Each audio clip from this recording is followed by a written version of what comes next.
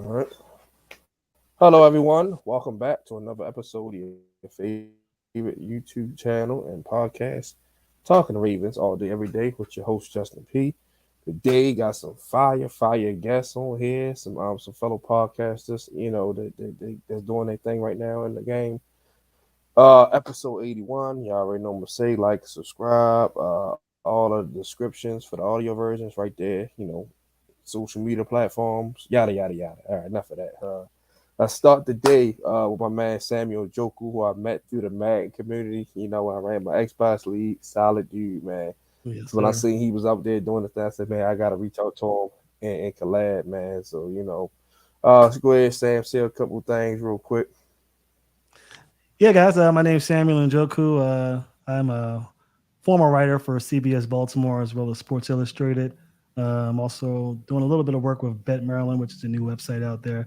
But primarily, I'm the host of the Ravens Talk podcast. It's a new podcast that started out this year, and it's been a lot of fun. A lot of fun talking Ravens.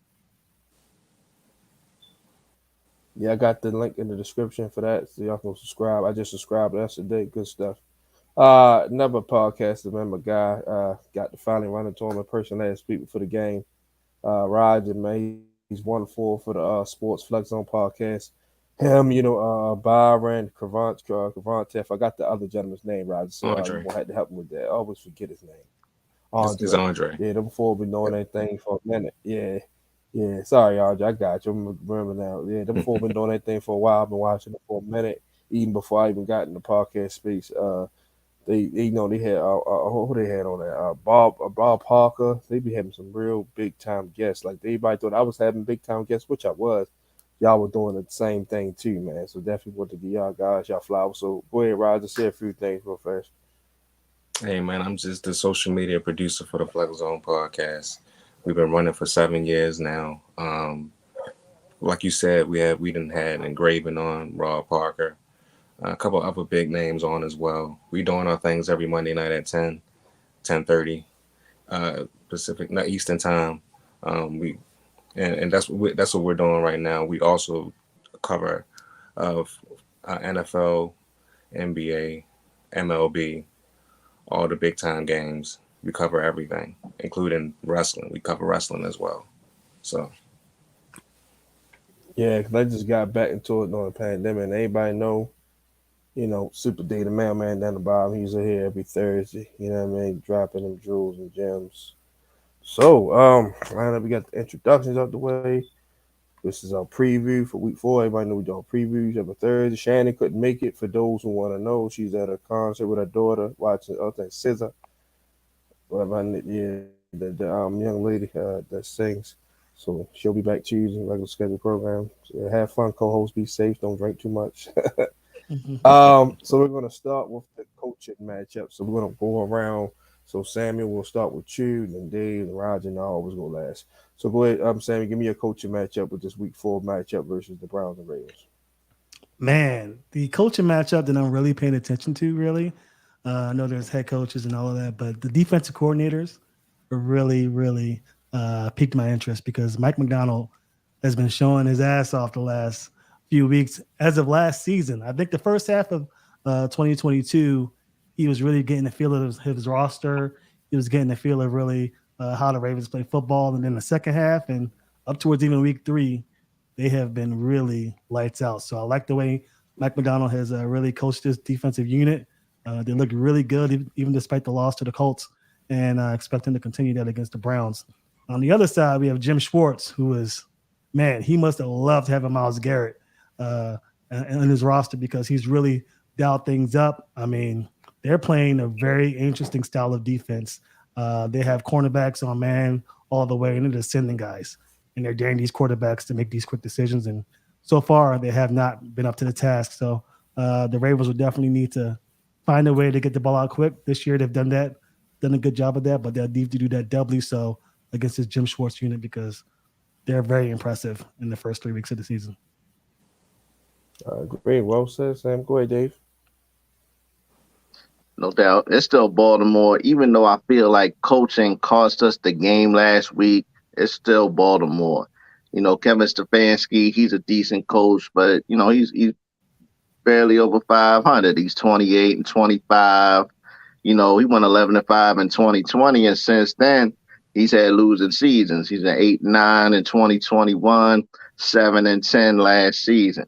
Deshaun Watson is a little rusty, so I don't really put that on Stefanski. But like you just said, Samuel, Schwartz, he's been impressive, man. He's got them guys looking good over there. And for us, I still like Todd Monken's system. They're still trying to, get used to it a little bit. Still a little bit of growing pains, but like I still like what I see. I still like, it's a little bit more fluid than it was last season. And Mike McDonald, he's done a great job. But I need Todd Monken. Come on now, I need some more deep passes now. Come on, man, throw the ball downfield. Like last week, we had opportunities and we didn't throw the ball downfield. We threw it good in the first half, and in the second half, I don't know. So, but I still like Baltimore. Okay, well said. Sorry, everybody. Stream y'all. It's horrible at times, so forget the chopping. Forgive me for the choppiness. Go ahead, Roger. The most what I'm looking for from the Ravens is this. Kevin Stefanski is a pretty good coach for the Browns. He's leading them in the right direction. They finally got Deshaun Watson for a full year, hopefully, if he stays healthy. So that offense is going to do a lot better. He started off struggling a little bit, but I think they're going to find their rhythm in the middle of the season. Their defense is lights out. Let's just be real. Myles Garrett, Zadarius Smith on the outside is ridiculous, man, for anybody to cover. Myles Garrett is pretty much playing basketball out there, with the line, with the linemen, and Mhm. fooling people. So very, very scary. But but of course everybody knows John Harbaugh's record. He's been consistent. He's been here forever. It seems like he's a winner. But the thing I'm looking forward to is Todd Monken. Yeah, and because last week, Justin, me and you were at the game. We saw what was going on. You thought they was gonna put up Mm-hmm. 41 points last week. Didn't turn out that way, I did. and I did. a lot had to do with the scheme, I think, and the way they used their wide receivers down the field. And after the first drive was beautiful. It was perfect, but the adjustments were not there, and the Colts took advantage of it, and it was a pretty bland, basic game plan by Todd Monken. I want to see what they do this week. Hopefully, they go back to what they did against the Bengals. I like that way better. Um, Now, granted, we probably might not have Odell and Bateman because they're not practicing, but still, you got Nelson Aguilar, you got Zay Flowers. Send Zay Flowers deep. Send him deep, well, at least a couple times. He didn't go deep at all last week. I don't know why. And you have to use Andrews. Andrews has to get the ball. Got to get him involved early and often. So if John Harbaugh and Todd Monken can see that on the film, we might have some success, some success against this Cleveland Browns team. Well said. For me, I give us a slight edge because, like I said, our history after coming off a loss is pretty good. Because John Harbaugh always know how to get his team riled up. Especially at that dud loss to a team you should have beat. Like I said, Todd Monken definitely he know. We knew it was going to be growing pains with the offense because, like I said, the off season, Lamar contract situation, so we didn't really have him in there like the way he wanted to. So that kind of like hindered the progression. But I think now they're starting to find out what they want to do. So now like you said, got the Cleveland Browns. That defensive line is going to be trying to pin their ears back and come after Lamar. Now you get Ronnie Stanley and Tyler Linderbaugh back, which we'll talk about, later in a couple of topics. But if Todd Monken can just, take what's there, like if the run game there, run the ball. If you see Denzel Ward and them having an off game, attack them. Then Mike McDonald versus Kevin Stefanski, because Kevin Stefanski is their primary play caller right now. They do have an offensive coordinator on paper, but Stefanski is the play caller. So if Mike McDonald, we keep, mixing and hiding his coverages and not blitzing Kyle Hamilton every single third down, 'cause that's not going to work this week. They already in the field room, fellas. He got the clicker on that, like, you know, yeah, you see 14, somebody chip him, pick him up, something like that. He's not going to get that again. So, This is the NFL stands for National Football League, but also stands for not for long, meaning whatever you did before work is not going to always work. But if you do work, it's short lived. So, but right now, I give Harbaugh the edge because, like I said, because of his longevity. When our team is healthy, this team is going to the playoffs. So, I give the edge to us. All right, let's talk about quarterback matchup. The two young gunners, Lamar and Deshaun Watson. Go ahead, Sammy. Yeah. Look, let's start with Deshaun Watson, who I think really was underutilized. Well, I want to say underutilized, but used incorrectly in Cleveland, at least in the early goings of last season and a small portion of this season. But I think with Nick Chubb being injured and being out, they really had to lean on Deshaun Watson. So I saw a lot of different things in the Tennessee Titans game. They definitely spread the ball out more. They really put the ball in Deshaun Watson's hand, let him control the pace of the offense for the Cleveland Browns. So if we get that version of Deshaun Watson on Sunday, it will be an interesting test. If we got the Deshaun Watson the previous weeks prior to week 3, then definitely lean heavily towards Lamar Jackson. As far as Lamar Jackson is concerned, I think that he's played great football. I mean, he did struggle a little bit in inclement weather. I mean, that's pretty much been his MO, the team's MO for many years. But I really do like the way he's seeing the field. He's getting the ball out faster than he's ever done in his career. And as I mentioned earlier, that's going to be huge against this Cleveland Browns pass rush.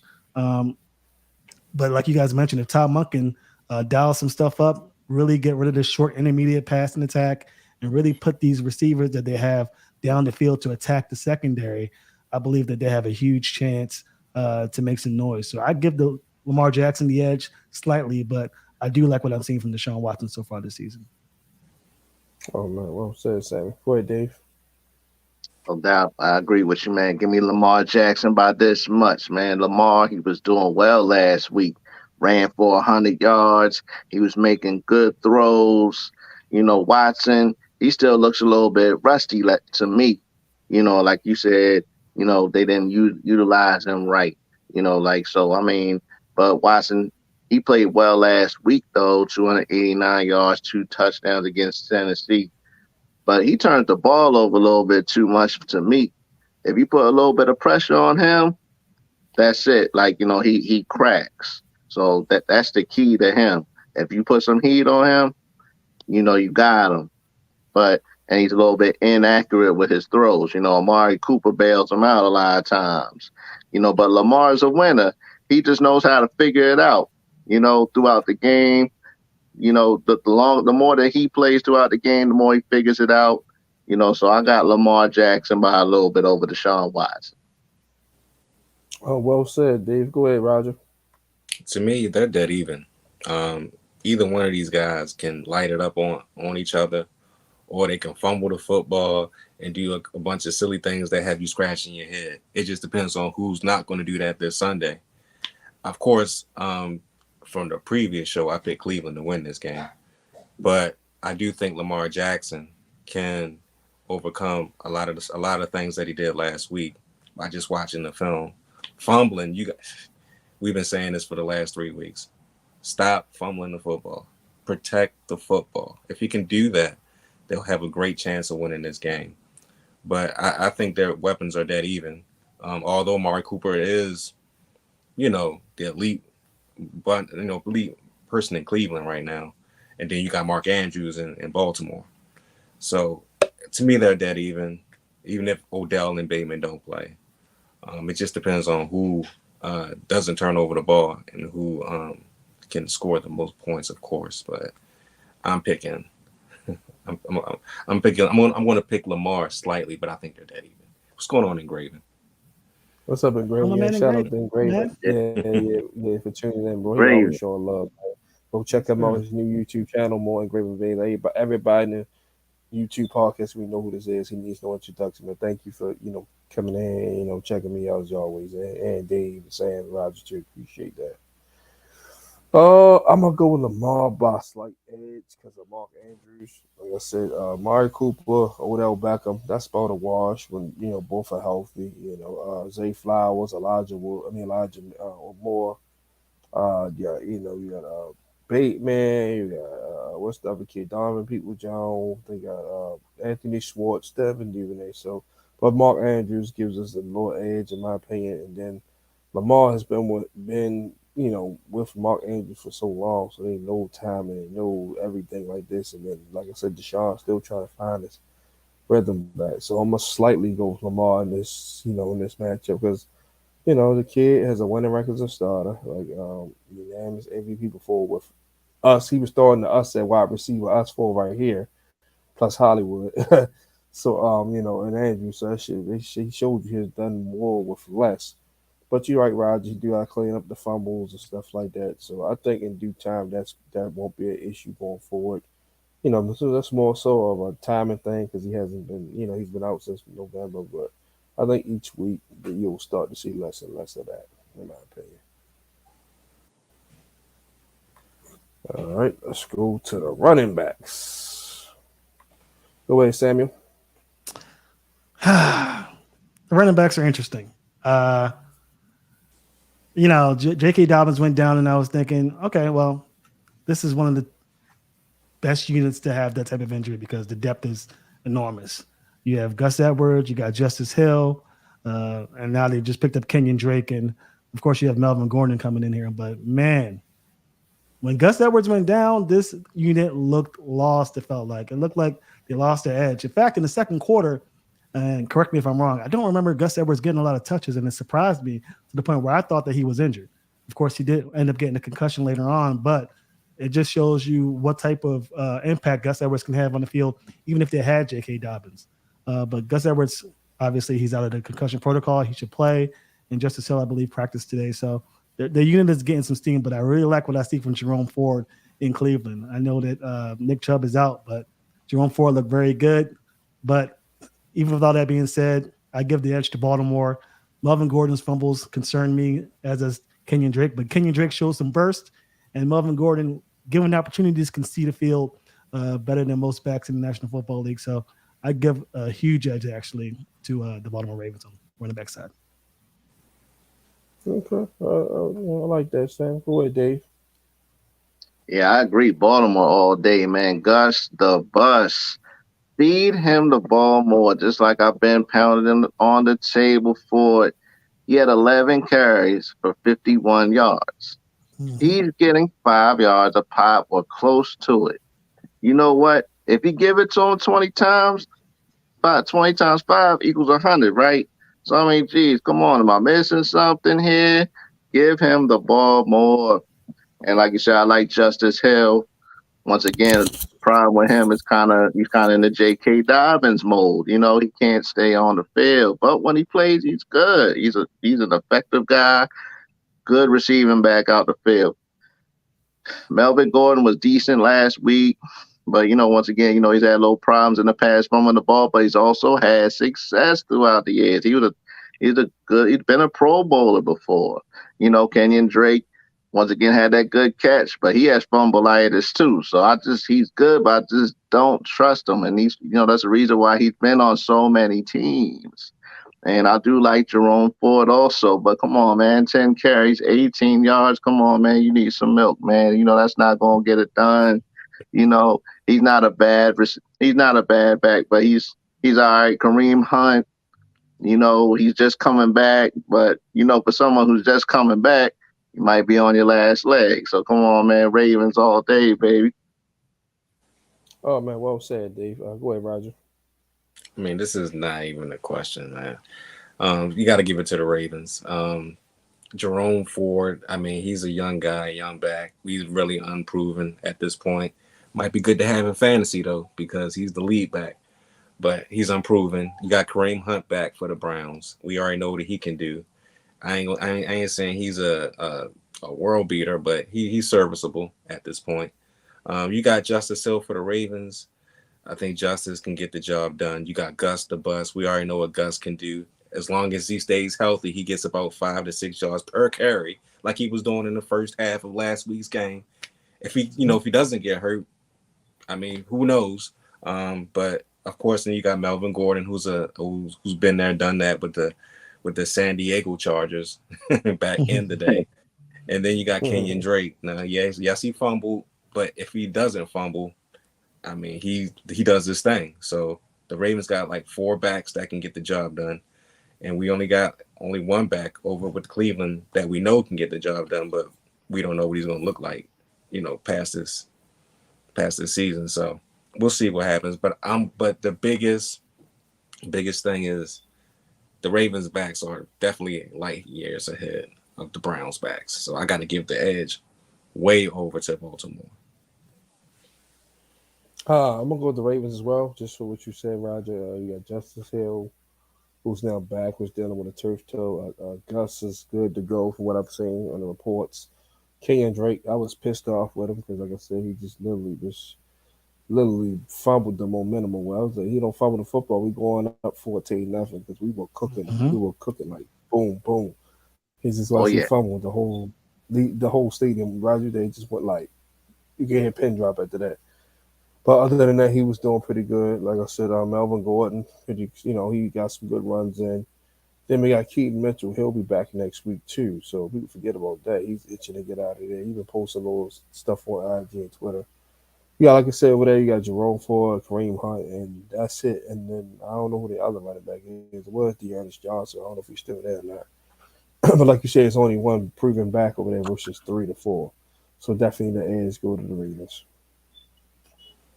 Let's get interesting right here. Wide receivers and tight ends. Go ahead, Sammy. Oh, I love the Ravens wide receivers and tight ends. Oh my goodness, I could talk about them all day. In fact, if you listen to my podcast, you know that's half my show.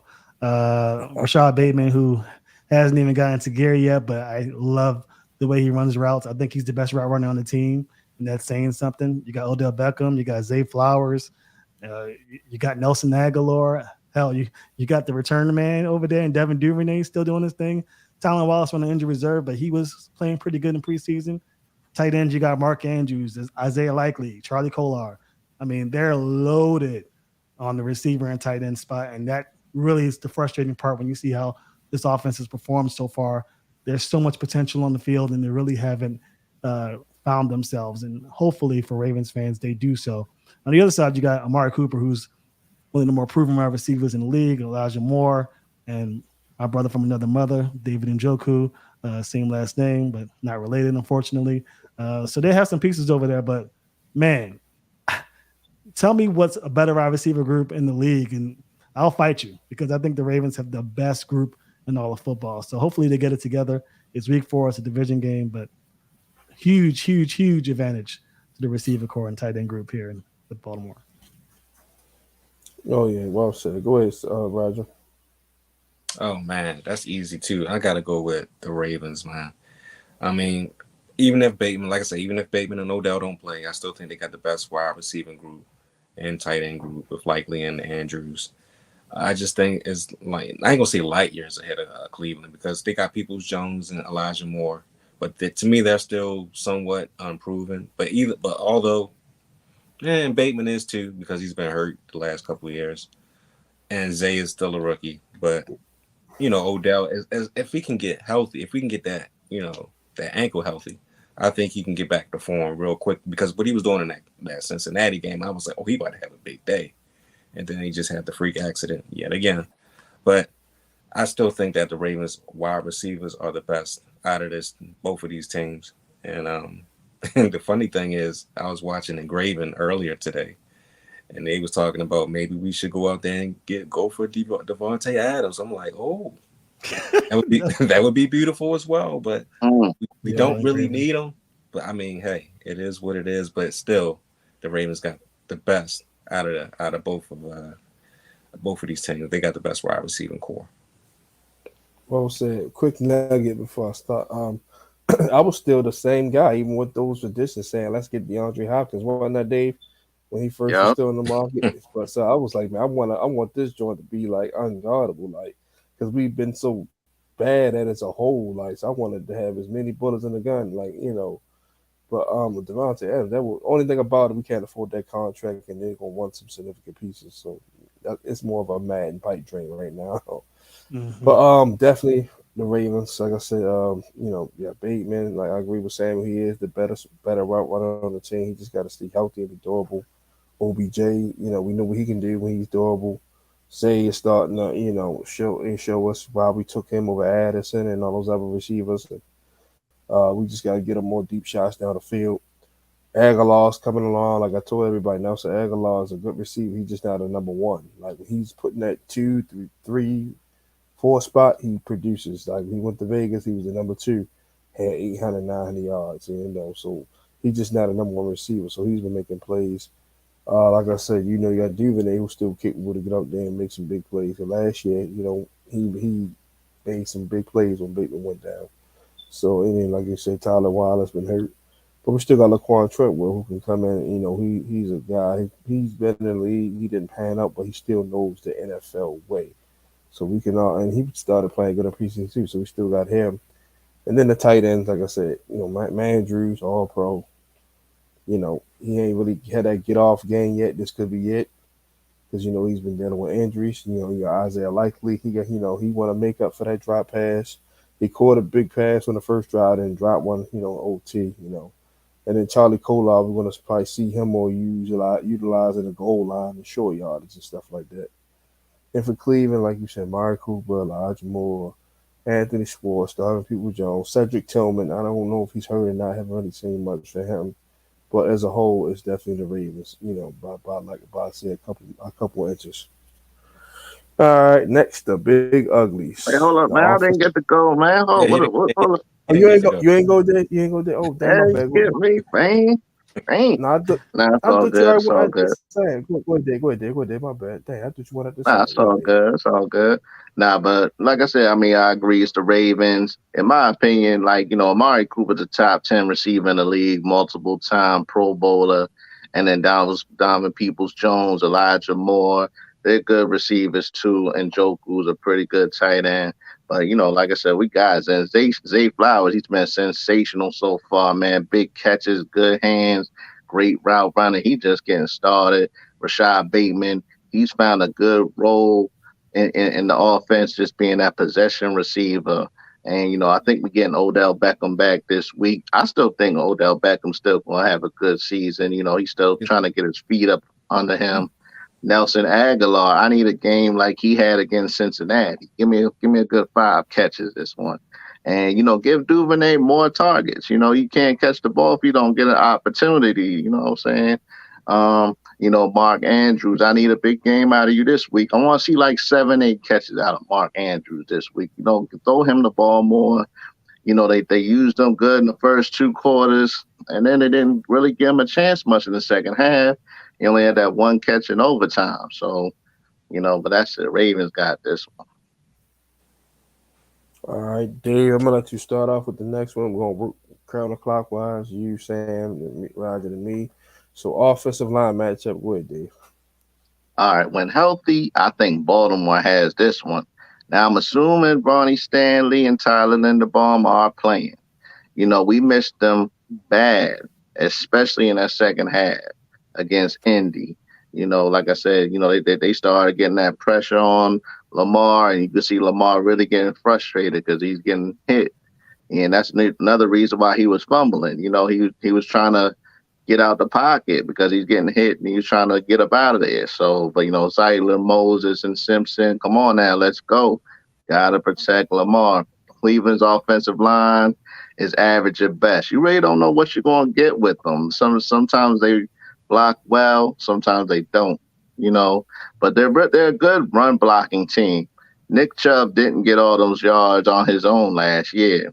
Jedrick Wills, Joe Batonio, you know, they've been letting in a lot of pressure. They're better run blocking unit than pass blocking. So I think the Ravens got this one.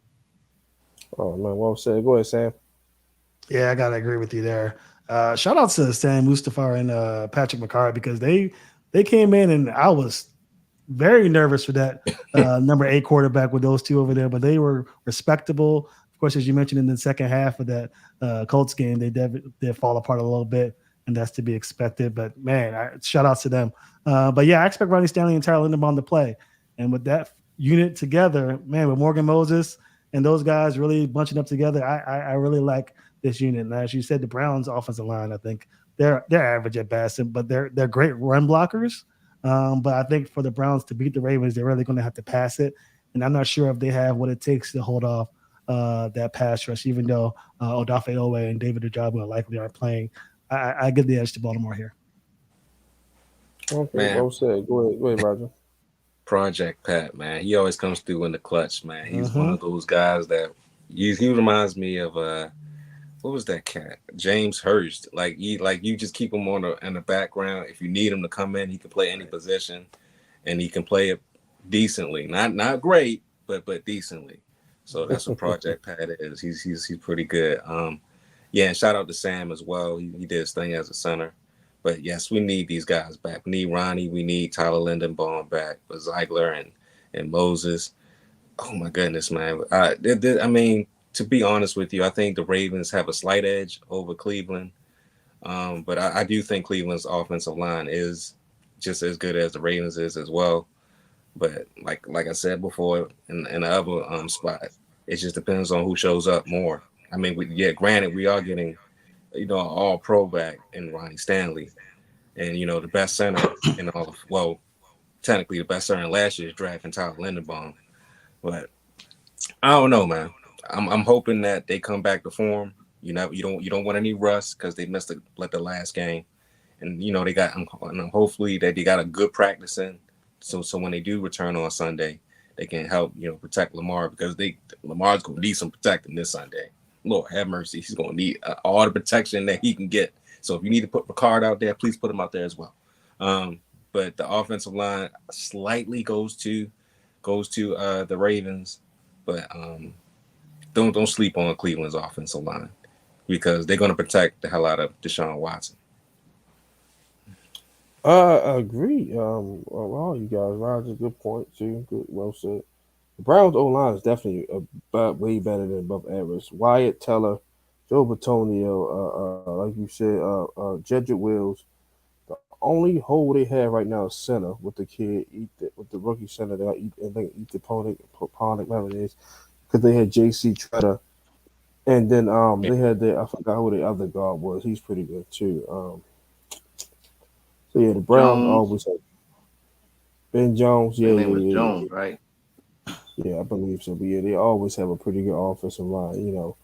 So yeah, they're definitely going to do their best to keep the shot up right because they're going against a much lesser talented pass rush group than our group. Our group is pretty good, but we got, like I said, going against Miles Garrett, and all them who we're going to talk about next. But Ronnie Stanley coming back, Tyler Lindenbaugh, like we said, Project Pat. Then we still got Big Five lay here that can come in and play. Sam Mustapha did pretty good.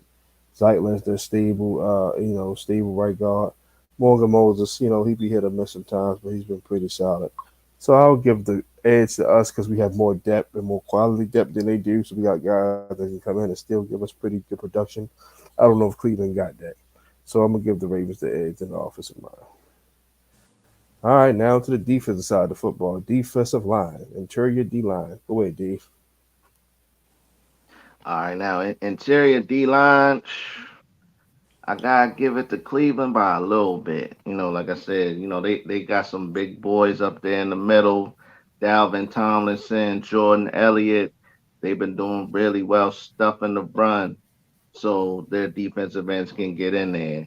Baltimore, but we've been good too. Like I said, we gave up a little bit of runs last week. Zach Moss broke a little bit too many big runs for my liking last week, but as a whole, Cleveland got to buy a little bit. Michael Pierce been doing a good job. Travis Jones, you know, Matabike, come on, need Matabike to pick it up a little bit more. But I'm gonna give it to Cleveland by a little bit. I ain't mad at you. Go ahead, Sam. Are we counting Miles Garrett? Is he in that D line? Of Because He's course, an of course. interior D line, so Yeah, yeah, they. if Well, he, he's on the out in this He's on the situation. Yes, outside. because they play a yeah, 4-3. So yes, he's a part of that. yeah. I So thought and you was that's talking about this D line because I didn't know, so I didn't think you was talking about ends. oh yeah. Yeah, If we're yeah. including If you ends, play a if you play a 4-3, yes, the end is included on the D line. Yes. Okay, yeah, yeah, yeah, ends. You said interior, so but yeah, of course, Miles Garrett one of the best in the game, so Miles Garrett is the Darius Smith, definitely. I mean, so I gotta give it to Cleveland, by a little bit. Yeah, I'm giving it to. I mean, because Odafe Owe is not playing, I'm gonna go way in the Cleveland side. I love the way Miles Garrett's playing right now. I think he's the best defensive player in football. He's just it looks like LeBron James when he was with the Heat the first year. He just looks like he's comfortable. He's having fun. Whatever he has, Jim Schwartz has lined up for him.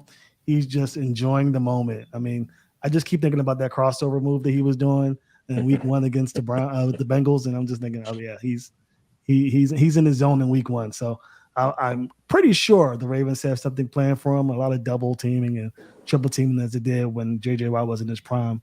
But if I know Michael Pierce is doing well, and those guys up front for the Ravens are no joke. But just because of Miles Garrett, I have to give it to the Browns.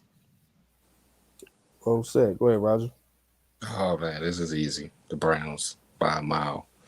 No old way, no Jabo. Granted, we got Kyle van Noy. We'll see what he does. We have Clowney. He's been okay so far, but Miles Garrett and Sedarius Smith is a whole different beast. Just with those two alone, man, it's just very scary. So I got to give the edge to Cleveland. That in that department, they got to give the edge to them. They're a big reason why they're the number one defense. So I mean, there's nothing else I can say. Right. It's gonna be short and sweet. The Browns. You got two defensive ends that could possibly have probably like 30 sacks, or probably close to 40 combined. And Delvin Thomason, they got the other kid Okongwu. We got Paris, he was doing okay. Justin Metabike, Washington, Brent Irvin, Travis Jones, cool, but the Browns. It's just that simple. I mean, we keep it short and sweet. All right, now linebackers for us, edge rushers included, because we do run a 3-4. The Browns run a 4-3. So go ahead, Dave. Yeah, on this one, I'm gonna take the Ravens definitely. I mean, we talking about linebackers. We got to start with Roquan Smith, All Pro, Pro Bowler. Come on now, he's doing what he needs to do.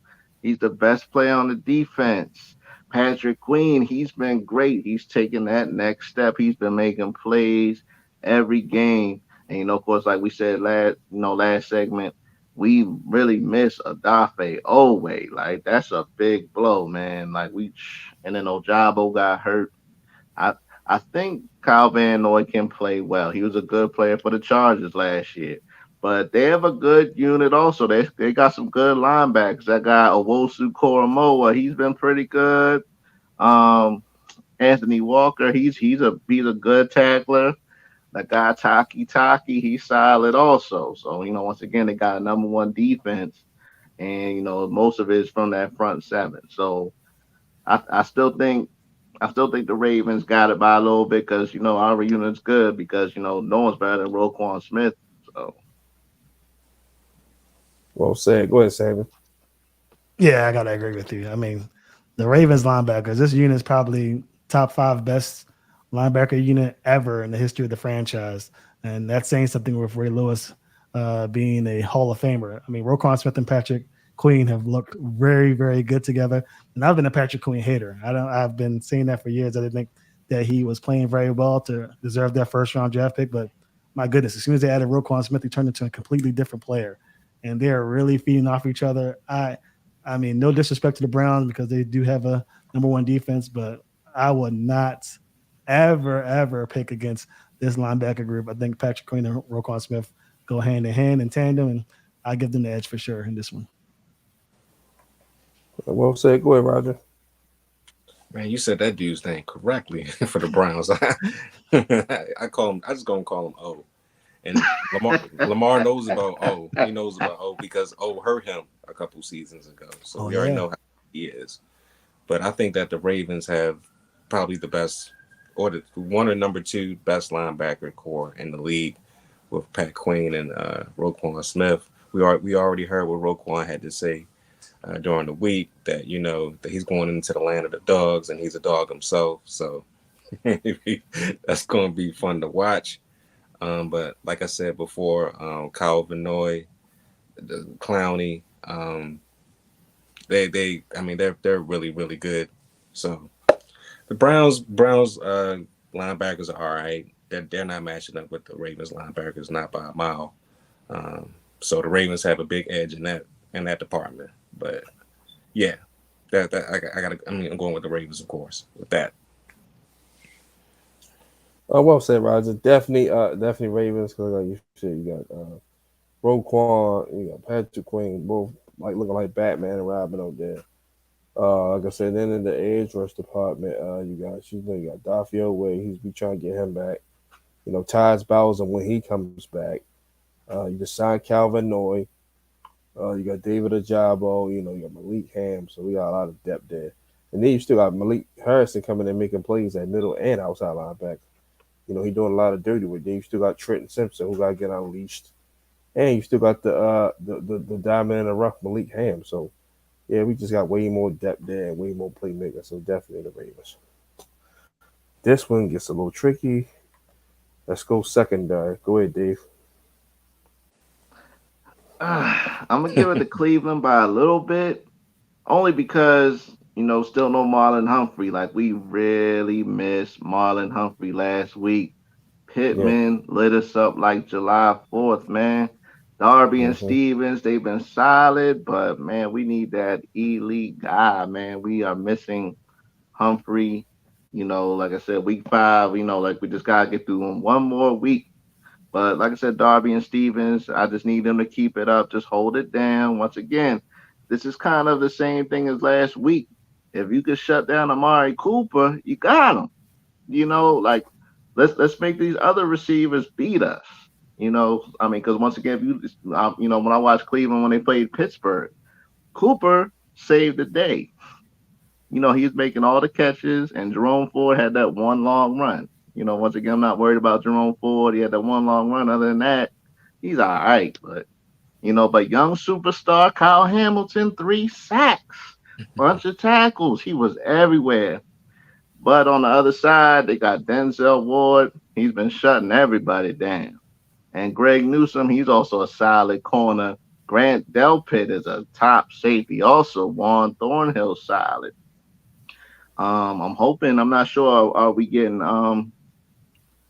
Williams back this week? But He's Geno practicing. Stone, he was all right. He's been all right so far. But I'm gonna give it to Cleveland just by a little bit, just because once again they're the number one defense right now. So, but we're right there with them. Well said. Go ahead, Sammy. This is tough. I'm definitely on the fence. I've been jumping back and forth because, yeah, like you mentioned, Marcus Williams is practicing. I'm not sure 100% if he's playing today, playing on Sunday. I'm trying to wait for our source to confirm, but I'm thinking that he's looking like a possibility. But just the depth at safety for the Ravens, I love the depth at safety. They got Darryl Worley, they got Geno Stone, they got Kyle Hamilton, who's really I can't even. I think he's for sure he's the best pick of the draft for his class, 100% in my opinion. And Yeah, he could play multiple positions. He could play linebacker, he could play corner, nickel, he could play safety, free or strong. So Mike McDonald's really using him the way I believe he should be used. Just put him anywhere in the field and he's going to make plays. He's long, he's lengthy. He definitely understands the game, especially in the second year. So I'm very impressed with him.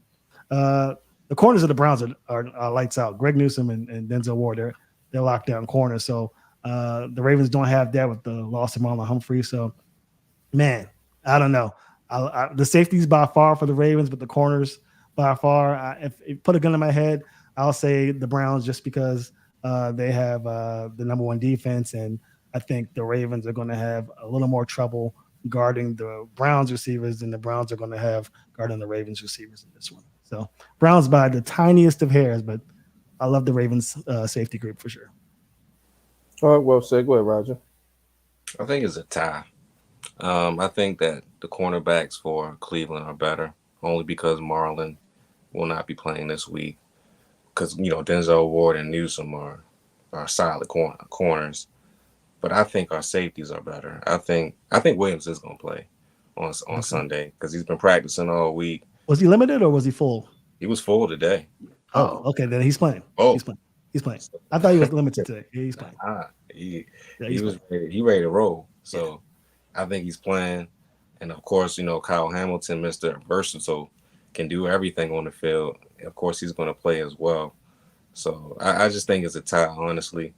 I think that the corners, like I said, for the Browns are great, and I think that the safeties for the I mean, well, yeah, for the Ravens are great, but it just depends, man, on what we get from Stevens and Rockison and Darby. We'll see what happens, man, because we all know that Darby, he's playing really well. Stevens, he played really well last week and the week before that, but I still need to see more from him. Um, Preseason, I was ready to cut him in preseason. I was ready to get him out of there. But he's starting to turn the corner a little bit.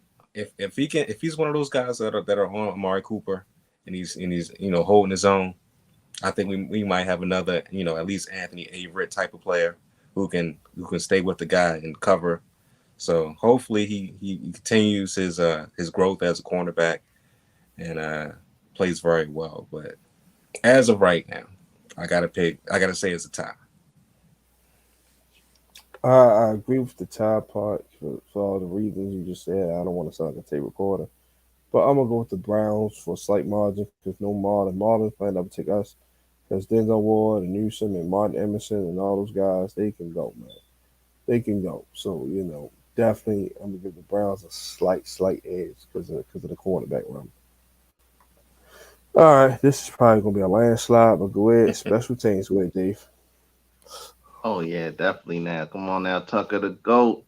He just missed that 61 yarder last week. I still think that they should have gave him another chance to try again in overtime. I mean, come on now. This is the GOAT, man. Come on, you gotta give one more chance like Biggie. Come on now. He's still the best. Jordan Stout, he's been making great punts and really switching that field position, man. That one punt that he had when we were backed up in the end zone, that was big. And Duvernay's been solid. He had a nice run. He's doing what he needs to do. Long, just protect the football. And Dustin Hopkins, he's a good kicker for the Browns. Diamond Peoples Jones, he's not bad. So, but Ravens, come on, man. Go ahead, Samuel. Yeah, I mean, obviously the Ravens are definitely are head and shoulders a bit. But I will say this: I will say, uh, like you said, one, yeah, the Ravens should have definitely have let him kick it. I mean, if you're inside the 65 in overtime, let him kick it. Trust your defense. You've been doing a decent job. The defense play lights out. Trust your defense to get the job done if he misses the kick. But man, you got the best kicker in the history of the league, and you've talked about how many kickers in the past umpteen years that have come about, and he's by far the best. Give him a chance. Stout, I think he's played very well. He has the leg, and he's very young, so under tutelage, he'll get better. I think that he's been out kicking his coverage a little bit, but just the fact that he can definitely shift the field position in one kick is just invaluable. And then you have Duvernay, who's a former Pro Bowl kick returner. It's the Ravens out there. I won't waste your time. Ravens. Go ahead, Roger. I mean, this is not even a conversation. I'm going with the Ravens, of course. I mean, we already know what Justin Tucker can do. Stout, like you said, is up and coming. What is it? Sam Cook is teaching him a lot of his old tricks and skills. So they're the best duo to me in football. But yes, Justin did miss that 61 yarder. But I give him some grace because the field conditions were a bit weary. So I don't think if he gets another chance to do that, I doubt that he's missing it. Doubt it. Yeah, I I agree. agree. Yeah, like it's head and shoulders. For four names: Justin Tucker, Jordan Stout, Devin Duvernay, and John Harbaugh. Because John Harbaugh is the special teams guru, so he's going to have that unit cleaned up. So yeah, it's Ravens and it's not even close. Okay, now we're done with the matchups. All right, how do you guys feel about the Kyle van Noy signing, and do you think he can help us immediately? Go ahead, Dave. Perfect fit. 10-year vet. He was a key player on the Patriots, helping the defense win two Super Bowls. He's also a leader. Like I think they need another guy to just go with Roquan to get some juice in that defense. That one of them guys like, come on now, let's go. Like he's one of them guys. So he's a smart and tough player. He's also a big hitter. 470 career tackles, 33 career sacks. Last season, he had a good year with the Chargers. I don't know why they didn't re-sign him. 46 tackles and 5 sacks. I love the signing. I honestly think that he should be a key player. I like Ojabo, but I just don't think he's ready yet. Like, still get him in the game. I mean, of course, he's hurt right now, but I think Kyle Van Noy can hold it down until comes back. So I'm not sure how long Owe is out, but I love the signing. Okay, well said. Go ahead, Samuel. How the hell do the Ravens keep getting these players? Like, I have to plead ignorance. I didn't even think Kyle van Noy was a free agent. I mean, this guy is a stud.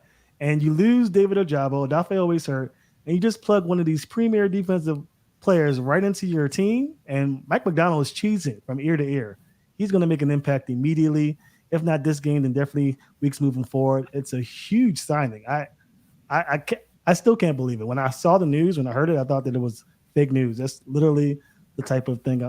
It's such a great signing for the Ravens. He's going to pay dividends for sure. Well said, Samuel. Go ahead, Roger. To be honest with you, I don't know why we didn't sign him from jump. I mean, Mm-hmm. he was already in the building. He said he passed Yeah. his physical and he was ready to go. But he was a safety. I mean, he was an insurance policy basically.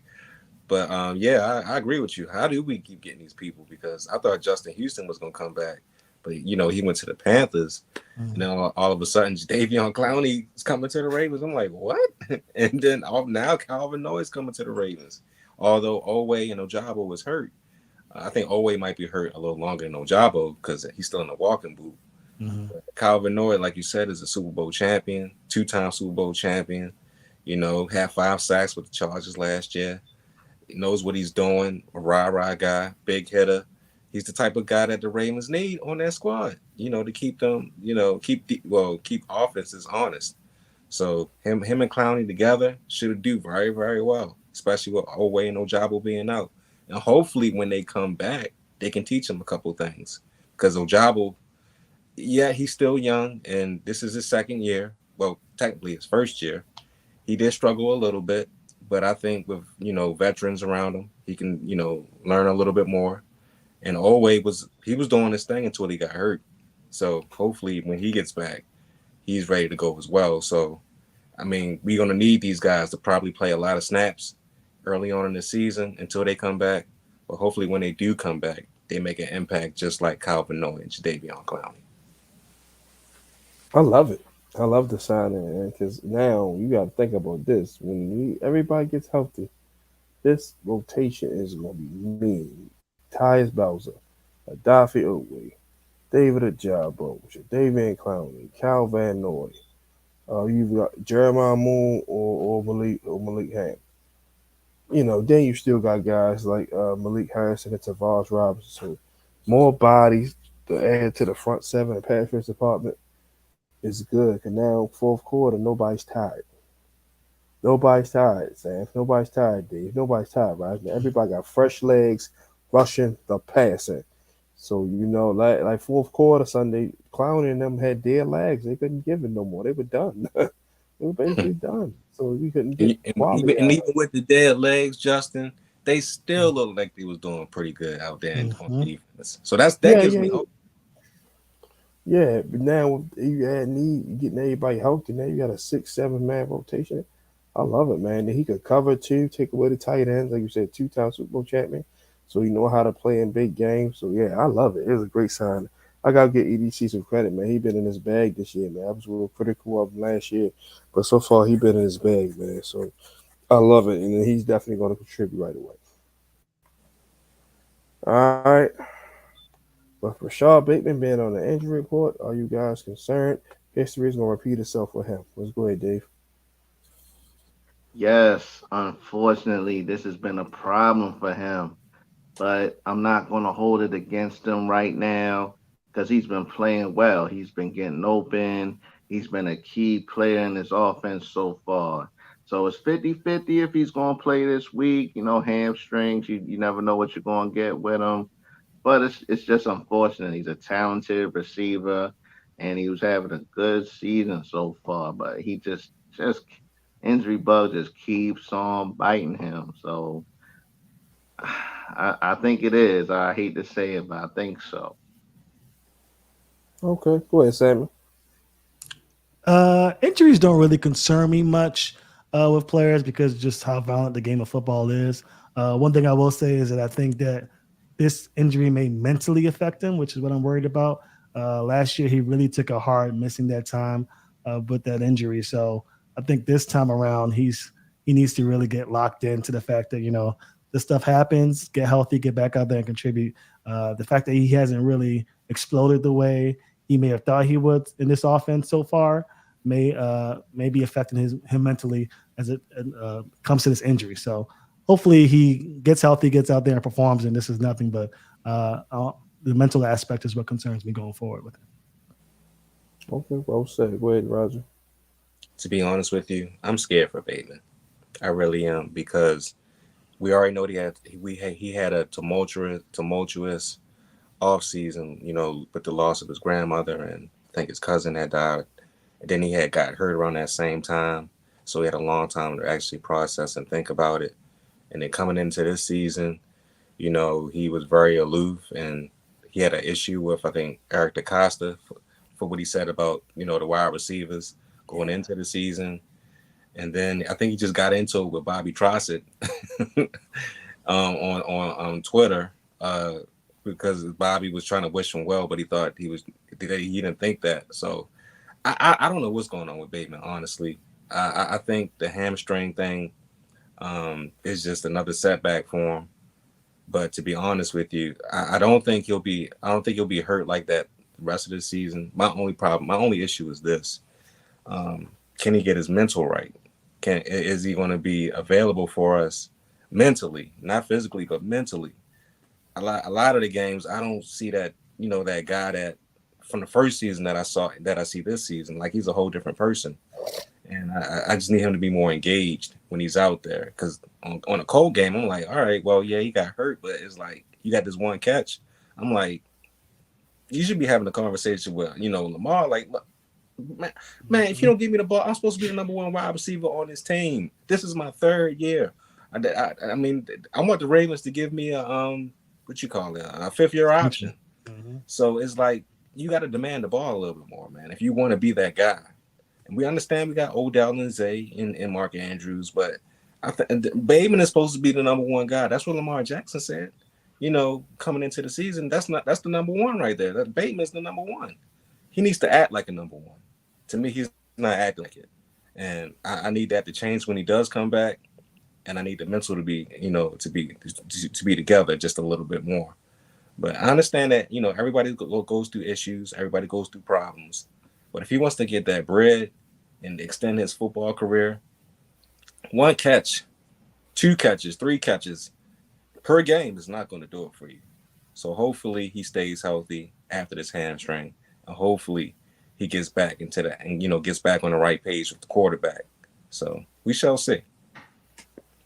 As of right now, and I hate to say it because I got a lot of potential and faith in him. Yes, it's not like I was repeating. So it's looking like basically another Rashad Perriman 2.0. You seeing flashes from both of them, like, all right, they could be good receivers. They just gotta stay healthy. Then boom, injuries again.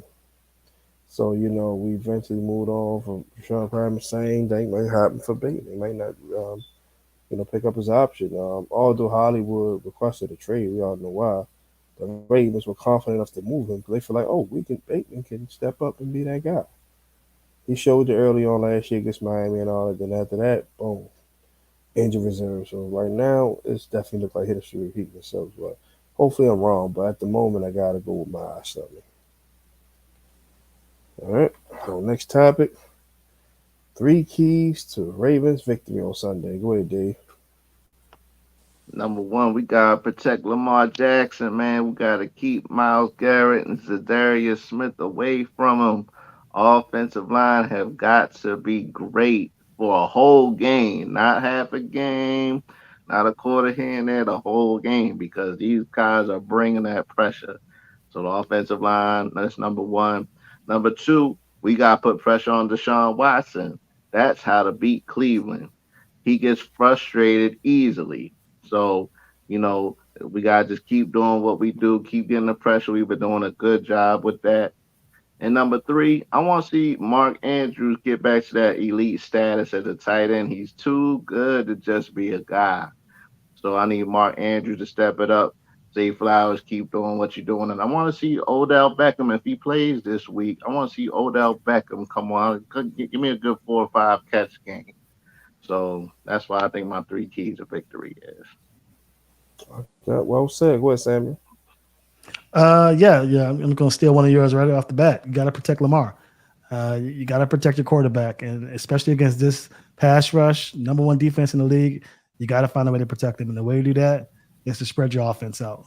The Ravens definitely pass the ball very well, and they get the ball off of his hands very quickly, and they really need to against this team. But spread the offense out, give the Browns a whole field to work with, not just between the numbers, the entire field. So spread that offense out and get the ball out of Lamar Jackson's hands as quick as possible before Myles Garrett and Darius Smith tackles him. Other key, trust your players. We mentioned it earlier.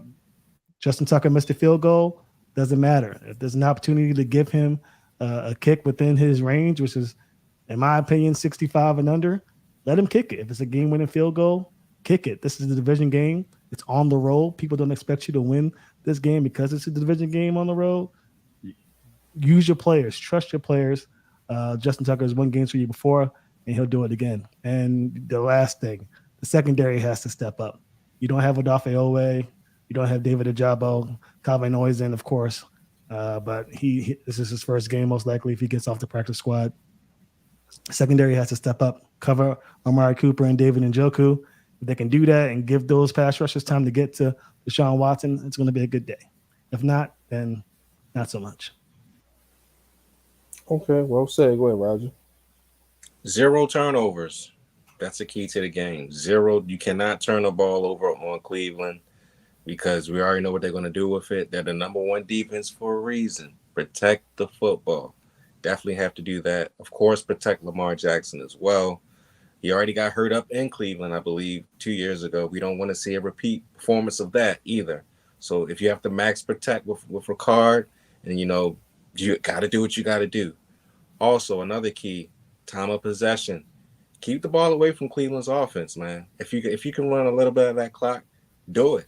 If you can run the ball with Gus, if Gus is healthy and Justice Hill is doing that thing, run the ball effectively. And just to keep the ball out of Deshaun Watson's hand, you don't want him to get hot. Because if he gets hot, we know what happens with that as well. And the last key I would say is corners. You gotta stop Amari Cooper. Stop Amari Cooper if you can. He almost beat us last year, I think. and when we was here, he almost had a game-winning touchdown. Stop him from getting in the end zone. Limit his touches, limit his catches if you can. Whoever's covering him, Darby Stevens, both of y'all, if y'all can stop him, do it. And David Njoku, he's another one. Definitely a tight end that's huge and can go over the middle and catch big, huge balls. Pause. But he's very effective at what he does. So if y'all can stop, both of those guys on defense, limit the no turnovers, and also keep Lamar clean, y'all have a great chance of winning this football game. Well said, Roger. For me, protecting them all for sure. It's gonna be a part two to this. Protecting them all, open up running lanes so we can run the ball, and have a balanced attack. Because you don't want to sit back throwing the ball 50 times against a team with two potential all-pro pass rushers. So yeah, offensive line play, open up holes, protect them all. So I'll put that all in one. And like you said, no turnovers, right? No turnovers. Can't turn the ball over and give Deshaun Watson a short field and all that. And then on defense, getting back on the field, being tied. So definitely no turnovers. And three, Score touchdowns, not field goals. If you get one field goal or two field goals, that's fine. But we need to get touchdowns in the red zone because that's going to be the big difference of winning and losing, in my opinion. All right, next one. This is complimentary of my guy Dave. So I'm gonna go ahead and give some over and under. So y'all just let me know what y'all think. I'm gonna start with Lamar Jackson. He hasn't had 300-yard passing game yet, so we're gonna start with 300 yards over and under for Lamar. Go ahead, Dave. I'm gonna say under. I think Lamar be around 210. Okay, go ahead, Samuel.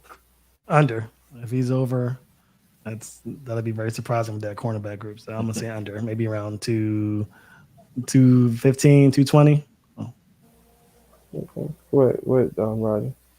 I just hope he makes it to 200. I'm not even lie to you. I just hope he makes it to 200, man. If he can make it to 200, that's a good day for him because that Cleveland D, man. But I'm gonna say So under. under. I'm gonna say right at 300. I think Todd Monken gonna have some up his sleeve. I I think he's hope gonna so, find a my way. man. I think he's gonna find a way to get Miles Garrett and block. I think he's gonna spread it around like 50 yards for Zay, 60 for Deuce, Aguilar, 50 for Duvernay. You know what I mean? 50 fans. I think it's gonna come in bulks, not just one receiver. Two receivers having 100 yards. I think it's gonna be like 5, 6 receivers for like 60 yards or more. So I'm gonna say right at 300. All right, Gus Edwards, he should be playing, right? A Yeah. hundred yards, 100 yards over and under rushing. Go ahead, Dave. I'm gonna say a little bit under. Once again, I just hope that they give him the ball, give it to him 18 to 20 carries, man. But I think he'll get about 85. Go ahead, Samuel. I'm gonna say over. I think if the Browns use their game plan, which is playing man coverage and then really blitzing a lot, then it might not work. But I think the Browns are smart enough to know that against Lamar Jackson, they might have to play a little bit of zone, and that might give Gus Edwards some running lanes to work with. So I'll say over. Go ahead, Roger. I'm gonna say under. I think that he's sharing duties with Justice Hill, so I don't think he'll quite get over 100 yards. I think Justice is gonna take some of those carries away from Gus. But hopefully, if they combine together, they'll have 100. I'm gonna go slightly under. I'm gonna go 90 yards. Yeah, I'm gonna go 90 yards. I think Justice Hill will get the other 45 yards. We'll have 100 over 100 total. So I'm gonna go slightly under. This is the last one for the offense. Mark Andrews, 8 receptions over and under. Go ahead, Dave. I'm gonna say right at 8. Like once again, we got use him more often. So I'm gonna give him 8 on the dot. It's the game. Okay, go ahead, Samuel. I'm gonna say under. I think that Todd Monken really loves Dave Flowers, and a lot of their offense is predicated on moving him around and attacking him. I would love for Andrews to get the ball 8 times because that means that they've learned from past mistakes and are attacking that Browns defense up the middle as those pass rushers come from the outside. But I'm gonna say under, maybe 6 catches. Go ahead, Roger. I'm gonna say over. He gets over 8 catches. I think he demands the football. I think he is. Well, I heard in practice he's fully healthy now. So I think he gets over, and I think he's going to demand that ball from Lamar Jackson. Like, look, give me the ball, and he's going to give it to him. You say you're gonna turn into Incredible Hulk, huh? Yes, That'd exactly. be great. He's due for a big game, so I'm gonna go over. I'm gonna give him 10 receptions because I think he's gonna get open quick because with the pass rush where it is, and I think he's gonna get open quick. Lamar gonna find him, and then like I say, he's a mismatch for those linebackers. So I'm gonna go over with 10. All right, now time to go to the defensive side. Total team sacks. I'm gonna go with 4 over and under. Go ahead, Dave. Yes. We're gonna get him about 6 times. Once again, you seen last week, just throughout the whole season. Like we've been getting that pressure. We've been getting in there, getting them sacks, and we've been just missing a lot of sacks. Sometimes we've been, going past the quarterback, but I think about 6. Go ahead, Sammy. I'm going over as well. I think the Ravens build upon their performance against the Colts and attack Deshaun Watson. I mean, that's what they need to do.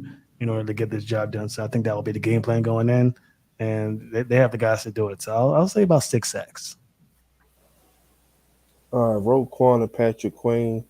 Oh Up, you yeah. Want to forgot get? him. Oh yeah, Hold yeah, yeah. up. Roquan. Oh, go ahead, Dave. Go ahead, Dave. Go ahead, Dave. My bad. Go ahead. Sorry, You go forgot ahead. about Rod. Oh, No. go ahead, Roger. I'm sorry. I'm sorry. I'm messing up the rotation. Go ahead, Roger. I think they'll have about 4 sacks. I don't think they'd be right at four. Like I said before, Cleveland's line is not no slouch, so they're not going to just allow Right. Deshaun to destroy it. But I think four is probably the correct number. I'm gonna go slightly over with 5. I think they get a sack a quarter plus one. So yeah, with Kyle van Noy and all them going in, rotate bodies. So I think that'll give him. I think Cal Hamilton, of course, he doing what he do, blitzing and all that, and Roquan them blitzing too. So yeah, I'll go 5. All right. Total tackles between Roquan and Patrick Queen. I'm gonna go with 28 combined. You know what I mean? So that's 14 apiece, 16, 12, however they get it over under. Go ahead, Dave. I'm gonna say just a little bit under. I think about 24, 25. Okay, go ahead, Sammy. I think under 2. I think they're gonna the Browns are probably gonna pass it a little more. I think that's gonna give the secondary a chance to make some tackles. So I'll go slightly under, maybe 20. Go ahead, Roger. I say under because we're going to hold the ball a little longer than we did last week. So I'm going under.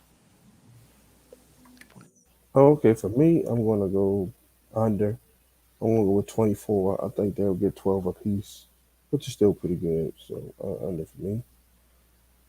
All right, the last one of the night, the last topic. Our score predictions. Go ahead, Dave. I think it's gonna be low scoring. I got the Ravens pulling it out 2016. Ravens. Okay. I like it. Go ahead, Sam. I'm leaning towards the Browns. I think the Browns defense might be a little too much for the Ravens to handle. I just don't like what I saw from the offense in week 3. If they can pull it around and show what they showed against the Bengals, then my team will change. But right now, I have to give it to the Browns. I'll go 27-21. I like it because we're not gonna go undefeated. So yeah, I like it, and I respect the optimism. I'll go ahead, Roger. All right. So I'm going to warn y'all now because I'm pretty sure y'all already know what y'all going to need. If y'all need to go to the store, get yourself some heart medicine. Uh, you're gonna need it yet again for this week because it's gonna be another close game. But I do see Cleveland pulling it out slightly by a slight margin. My final score probably will be 23-20. I think they'll probably have to kick a field goal to beat us, similar how the Colts beat us last week. But yeah, I can see Cleveland holding us to about 20 points, especially if Odell doesn't play and Bateman doesn't play. But of course, it can always a turnover or two could always swing the other way with the Ravens. So it's going to be another heart wrenching game. But hopefully this time it comes out on our side. Yeah, it's crazy. I initially had the Browns winning this game when the schedule came out. That's when I had us taking care of business against the Colts. Now that we lost to them, I think Harbaugh's going to light a fire in this team because he's probably letting everybody know like the league is now taking looking at y'all as a joke. Y'all lost with a team, about their starting quarterback, about their all pro running back. So yeah, I think we're gonna win it in a close one. I'm going to go 24-21 Ravens. I think Justin Tucker hits a game winning field goal, to win it for us. All right, that's it for the show. We're gonna do closing remarks. Everybody say a little something before we roll out. We're gonna start with you, Super Data Mailman.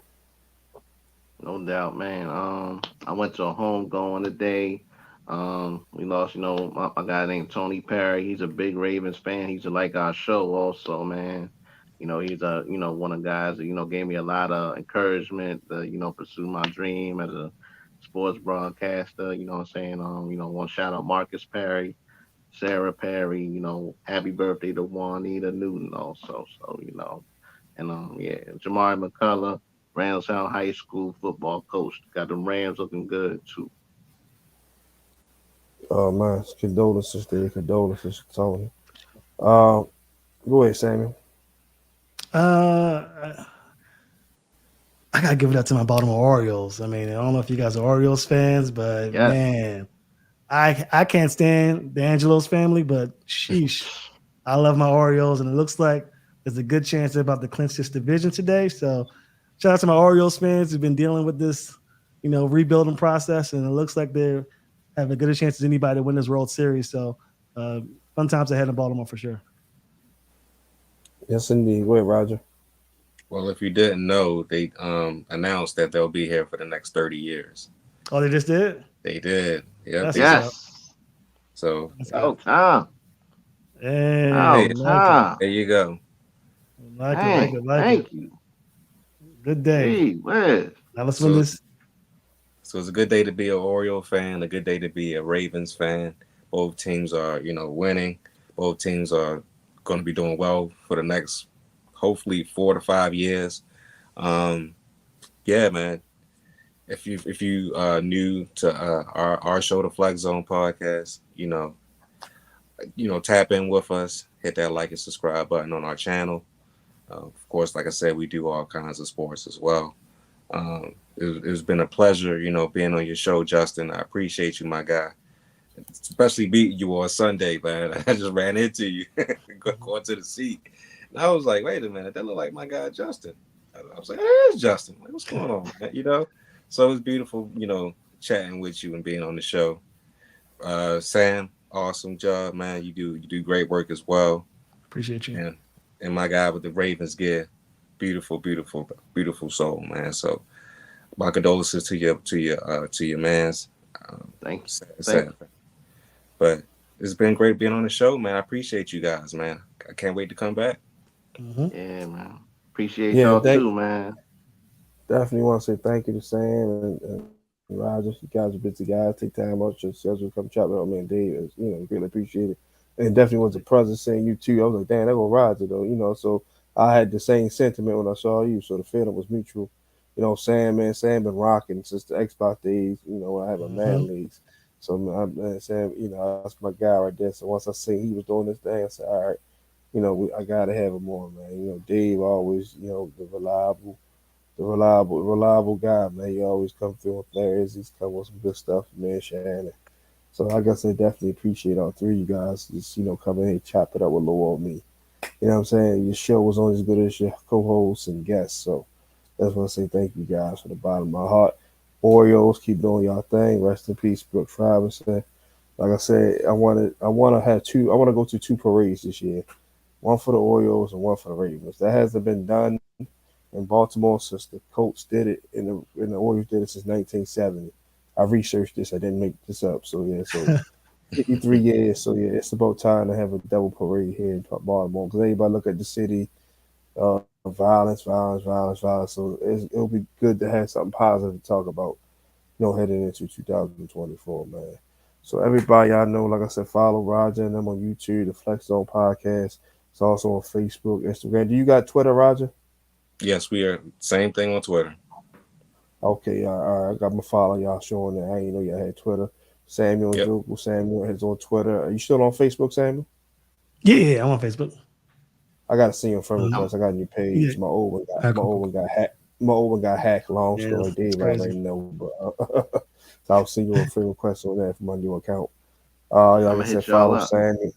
Follow Samuel. Follow Roger. Like I said, Dave. Follow him as well. Dave got his own stuff coming up soon, so be on the lookout for that. And also keep the Stack Sports Talk whenever he decides to get back on. But yeah. Definitely support these brothers and myself and Shannon, man. Engraven, thank you for coming through. Brandon Bazel, Hindu, Rodney, all y'all, man. The support is amazing, man. Make sure y'all trade. If y'all don't know what trade stands for, it's right there at the bottom. Talking Ravens all day, every day. I'm your host, Justin P, and all three of my wonderful guests, Super D, the mailman, Samuel Njoku, and my man Roger Hearn, 1-4 for the Sports Zone Flex Zone podcast. Love y'all, and I'm gonna talk to y'all Tuesday for a recap with me and Shannon. Enjoy Thursday night football, and we are out. Peace. Yeah,